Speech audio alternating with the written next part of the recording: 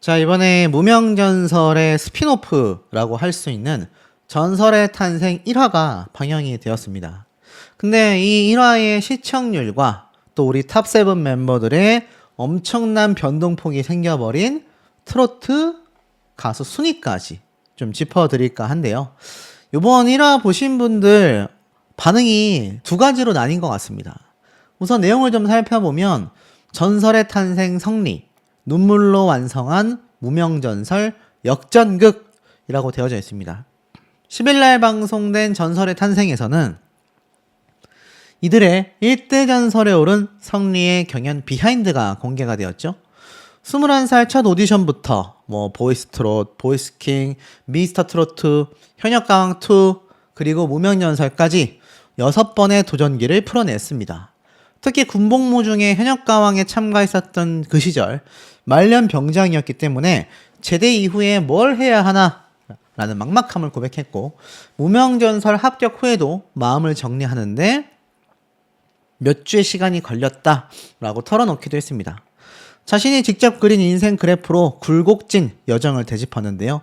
상승세의 시작은 한가락과의 에가타 대결이었다라고 말합니다. 절대로 방심할 수 없었던 당시였고 위압감과 책임감, 무게감을 느꼈다라고 이야기를 하면서 뛰어난 가창력으로 호평받은 성리가 팀을 승리로 이끌면서 이게 현실이 맞나 싶었다 라고 이야기를 했습니다.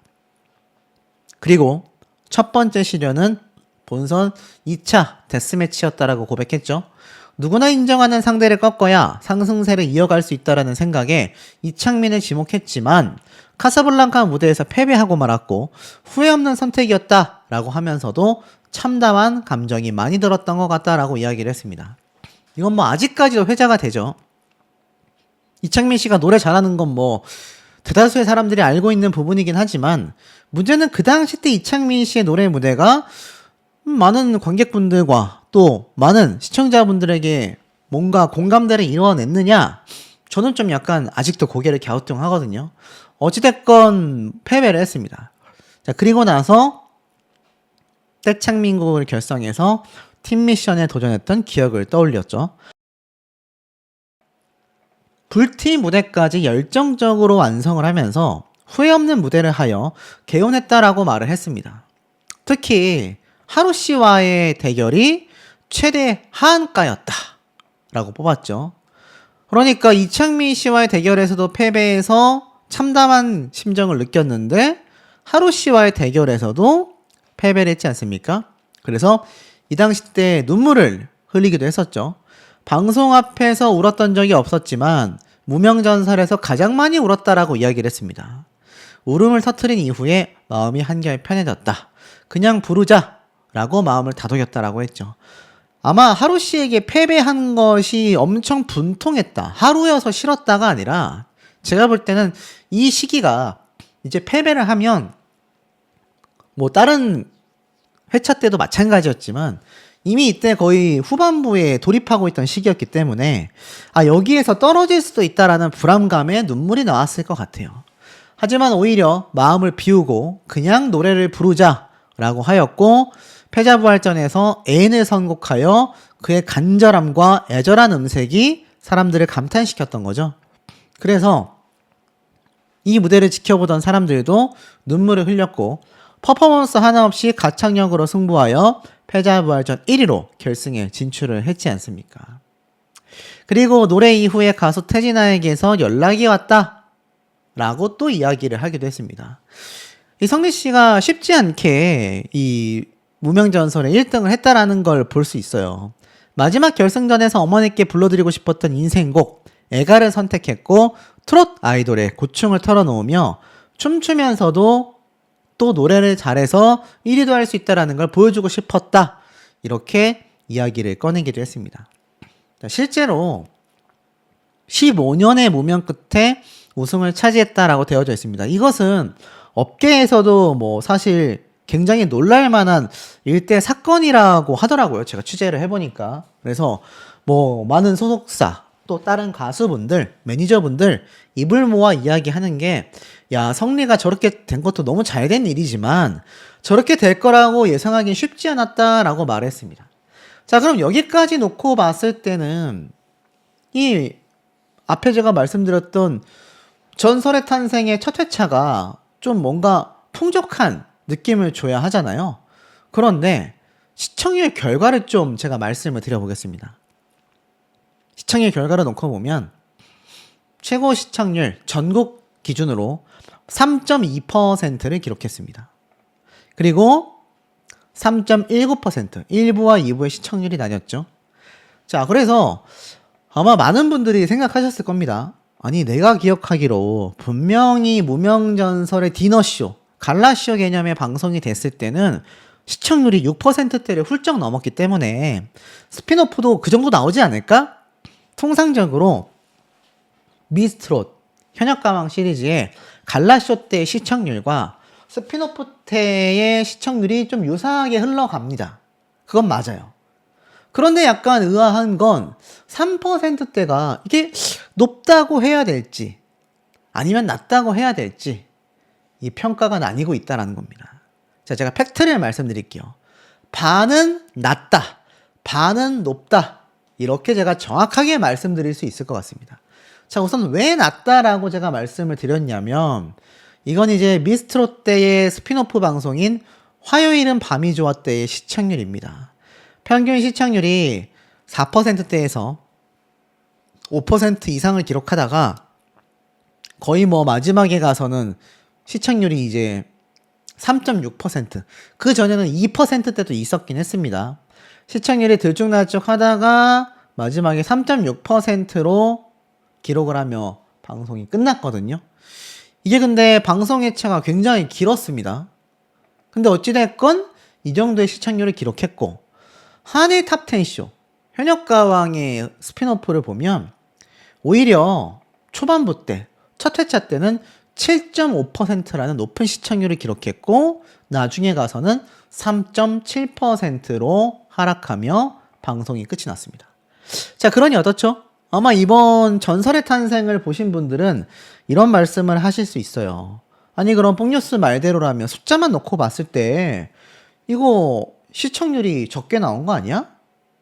그래서 제가 절반은 시청률이 적게 나온 게 절반은 맞다, 이렇게 말씀을 드린 겁니다. 아니, 그럼 다 시청률이 떨어진 거라고 했으면 떨어진 거지 절반만 맞은 건 또 뭐야? 자, 우선 두 가지를 말씀드릴게요. 그 중에 첫 번째, 그럼에도 전설의 탄생이 같은 날 방영한 뉴스와 비드라마 부문까지 따져봤을 때 전체 1위입니다. 종합편성 방송사에서 1, 2등을 나란히 차지했어요.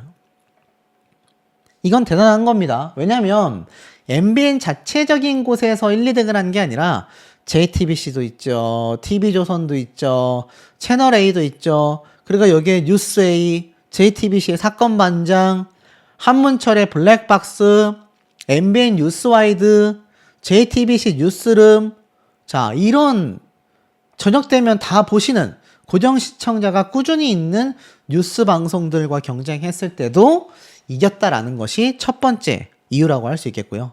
두 번째는 뭐냐? 자, 많은 분들이 좀 실망이라는 단어가 좀 성리 팬분들 입장에서는 기분 나쁘실 수 있겠지만 나머지 또 탑7 멤버들 팬분들의 입장으로서 말씀을 드릴게요.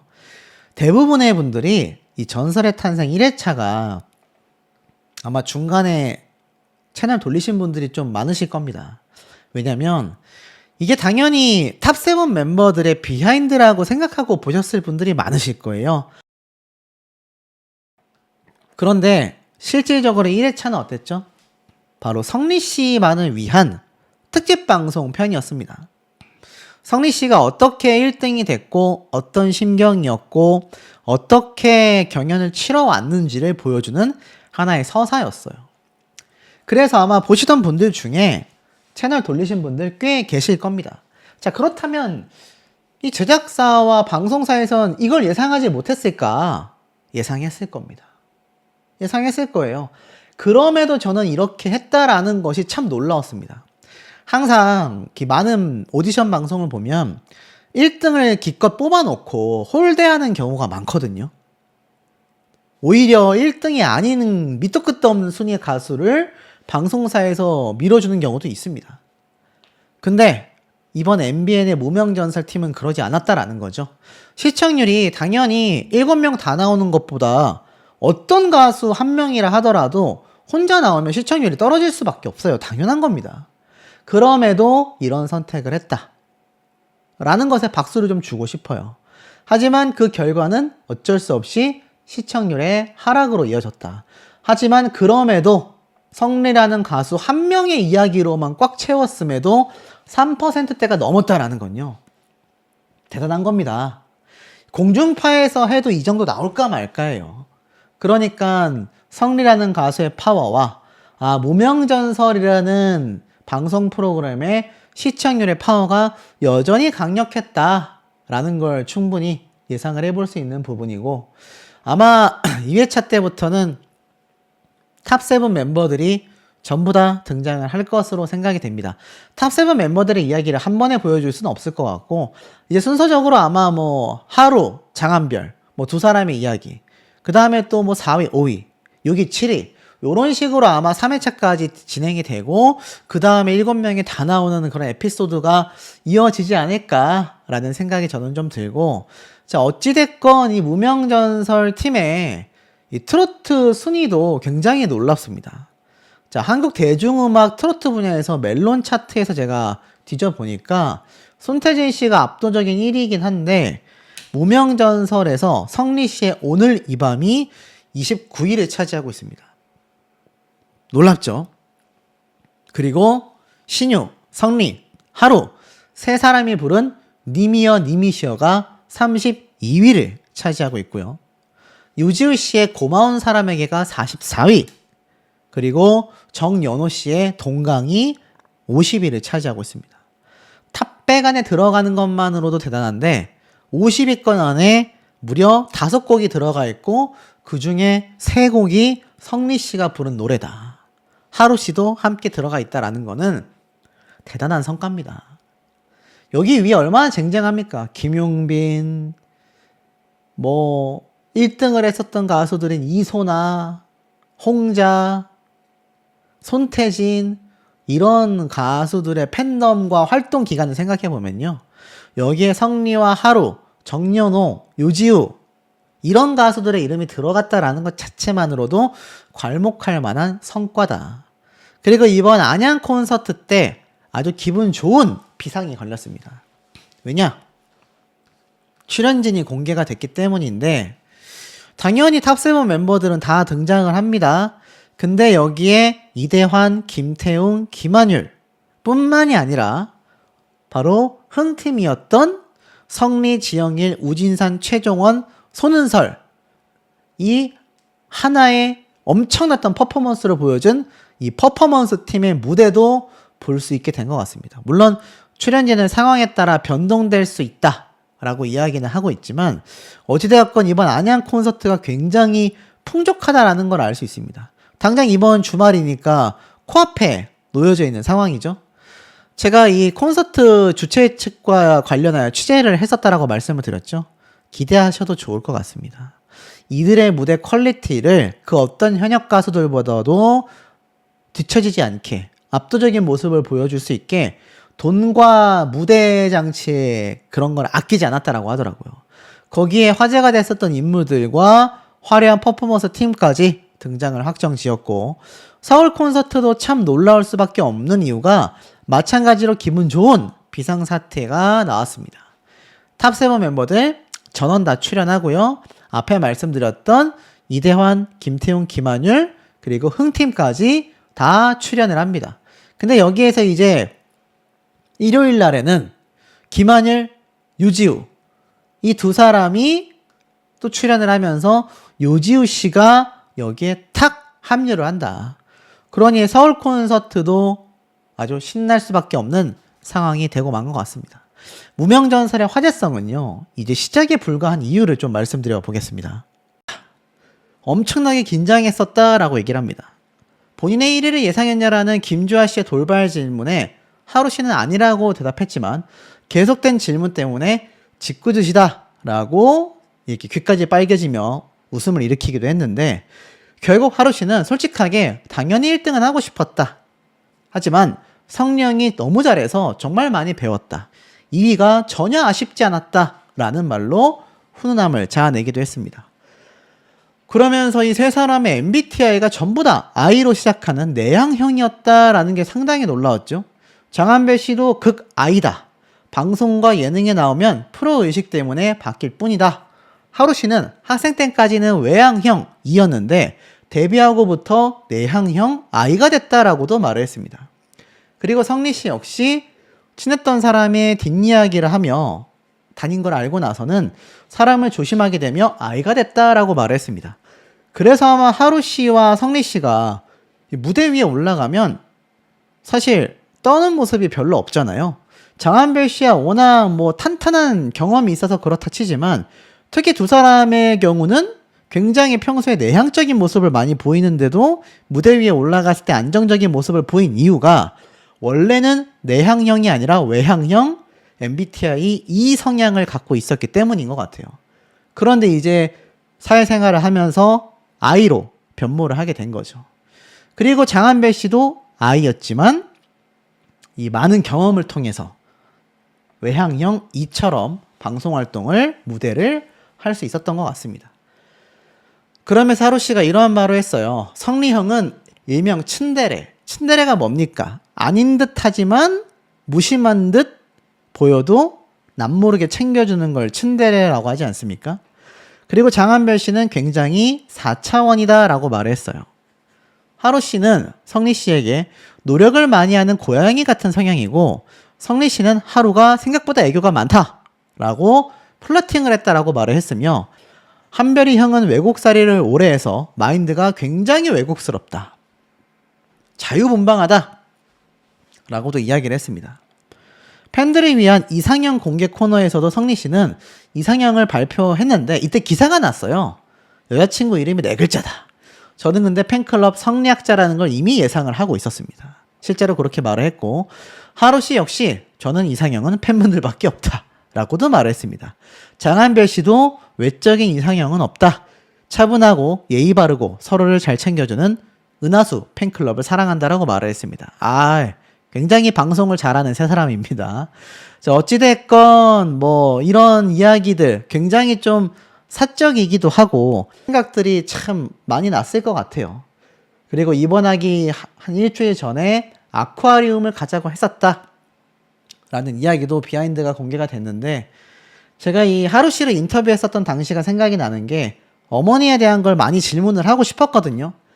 그리고 그런 질문을 하다 보면 아무래도 조회수가 많이 나왔을 텐데 제가 사실 잘 못했습니다. 왜냐하면 그 어머니에 대한 얘기를 살짝 물어봤을 때도 이미 하루 씨가 좀 쉽지 않아 보였었어요. 그래서 이렇게 큰 방송에 나가서 말을 할 수밖에 없는 상황과 또 그 에피소드를 이야기하며 힘들어하는 모습이 방송에 담긴 것 이외에도 아마 굉장히 쉽지 않았을 거라고 저는 예상이 됩니다. 그리고 이 장한별 씨도 결국 자신을 위해 집까지 정리한 부모님, 처음으로 자랑스럽다라는 말을 들었다라면서 자신이 태어나기 전에 이미 호주로 이민을 갔었고 동양인이 거의 없는 환경에서 학교를 다니며 살아남기 위해 운동도 열심히 했다고 합니다. 살아남기 위해서가 뭡니까? 인종차별 같은 거죠. 괴롭힘이 있을지 모르잖아요. 그래서 해외 생활을 하는 많은 한국인들이요, 운동을 필수적으로 해야 한다고 합니다. 몸이 건강하고 덩치가 커야 사실상 괴롭힘을 안 당하잖아요. 그렇게 장한별 씨도 학교 생활에 적응을 쉽지 않았다라는 이야기를 했던 것 같아요. 아들 걱정에 결국 호주에 있던 집까지 팔고 한국으로 돌아온 부모님 때문에 치의대에 다녔었던 이 좋은 학벌도 마다하고 이렇게 무명가수 생활을 시작했다가 무명전설에서 이런 엄청난 결과를 끌어냈기 때문에 엄마를 통해 아빠가 너무 자랑스러워하고 행복해 하신다. 음악을 시작하고 한 번도 들어보지 못했었던 말이라는 것에 굉장히 자부심을 느꼈을 것 같아요. 결국 이들의 진솔 어린 이야기가 나왔었던 방송 프로그램의 시청률은 굉장히 놀라웠습니다. 물론 어마어마했다 이렇게 말할 수는 없지만 평균적으로 1%대였거든요. 그리고 1% 중반대면 상당히 준수하다라고 말을 했을 정도로 그래프가 그 결과를 말해줍니다. 1.8%가 굉장히 높았던 편이죠. 그런데 이번 방송편이 무려 2%가 나왔어요. 그러니 괄목할 만한 성적 아니겠습니까? 아마 탑7 멤버가 전부 다 나왔다라고 한다면 이보다도 높은 시청률이 저는 충분히 나올 수 있었을 거라고도 생각이 듭니다. 자, 이런 멤버들이 새로운 신규 예능 방송이 런칭이 되고요. 더 놀라운 건 이들의 놀라운 이 트로트 가수 순위도 많은 시청자분들, 많은 팬분들 사이에서 회자가 되고 있습니다. 그 내용을 좀 한번 보도록 할게요. 자, 이런 기사가 하나 올라왔거든요. 그러니까 99회차죠. 99회차 연속 1등을 했던 김용빈 가수를 꺾고 1위에 오르는 기염을 토할 수 있는 거 아니겠습니까? 그러니 무명전설의 최종 순위도 중요하지만 그 이후에 팬분들의 어떠한 에너지가 쓰이느냐에 따라서 내 가수가 이렇게 엄청난 성적을 기록할 수 있다는 겁니다. 그러니 하루, 성리 두 가수의 팬클럽 분들도 장한별 씨의 팬클럽 분들처럼 뒤처지지 않게 열심히 활동을 하고 계시겠지만 충분히 저런 성적, 다음 K-탑 스타 성적도 충분히 뒤바꿔낼 수 있다는 얘기예요. 어찌 본다면 우리에게도 기회가 올 수 있다. 이렇게 해석을 하시고 열심히 팬활동을 함께 해주신다면 그 결과가 저는 상당히 남다를 수밖에 없다라는 생각마저 들고 있습니다. 자, 이런 시점에서 이들의 새로운 신규 예능 방송이 런칭을 했는데 그게 뭔가 봤더니 바로 MBN에서 진행하는 비하인드로 공개가 되고, 참 제가 이 가수분들의 인터뷰를 따고 다니면서 느끼는 거지만 실제로 만나 대화해보잖아요. 진짜 이들이 일명 스타병이라고 하죠. 연예인병이라고 해야 될까요? 어깨에 힘이 들어가고 건방져 보이는 모습이 1도 없습니다. 진짜 깜짝 놀랍니다. 아마 콘서트장에 가서 이제 이 멤버들 보잖아요. 미스터트롯 시즌 1 때 그 탑7 멤버들이 저는 떠올랐습니다. 그들이 그토록 그 당시에 간절했고 그들이 그토록 팬 한 명 한 명을 소중하게 생각했던 멤버들이기 때문에 역대 시즌 중에서도 가장 큰 인기를 누렸다고 저는 생각이 들거든요. 근데 마치 그때의 모습들을 보는 것만 같다.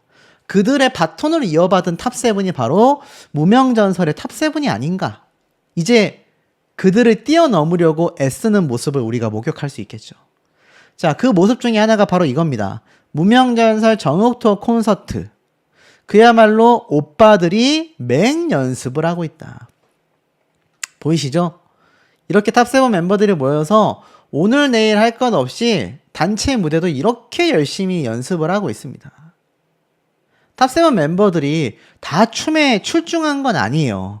하지만 지금 이 영상을 보고 계시는 무명전설을 응원하시는 우리 시청자분들 그리고 팬클럽 분들을 위해서 이들이 각자 단독 개인 무대는 말할 것도 없고요. 단체 무대에도 엄청나게 힘을 쓰고 있다. 자, 근데 이런 탑7 멤버들의 트로트계의 평판지수와 순위가 급변했다고 합니다. 자, 이번 5월 트로트시가 141만인데 1위를 차지한 임영웅 가수와 2위를 차지한 김용빈, 3위를 차지한 이찬원, 이 세 가수는 너무 넘사벽이고 그 밑에 있는 장윤정 씨부터 본다면 198만 지수입니다. 이게 성리 씨하고 이제 50만 차이예요. 심지어 영탁 씨까지 올라가면 30만 대밖에 차이가 안 납니다. 박지현 씨까지 가면 30만도 안 나요. 어마어마하죠. 진짜 엄청난 대활약을 보여주고 있다. 근데 평판지수가 어떻게 되는지 모르시는 분들이 많은데 유튜브에 댓글 쓰시고 인스타나 또는 인터넷에 내 가수 이름과 함께 응원 또는 관련 감상평 또는 자신의 생각 많이 남겨주시고 또 이들의 음원 많이 들어주시고 이들의 유튜브 영상 많이 봐주셔야 이게 합산돼서 이 브랜드 평판 지수의 순위라는 게 올라갑니다. 자, 여기서 좀 아쉬운 건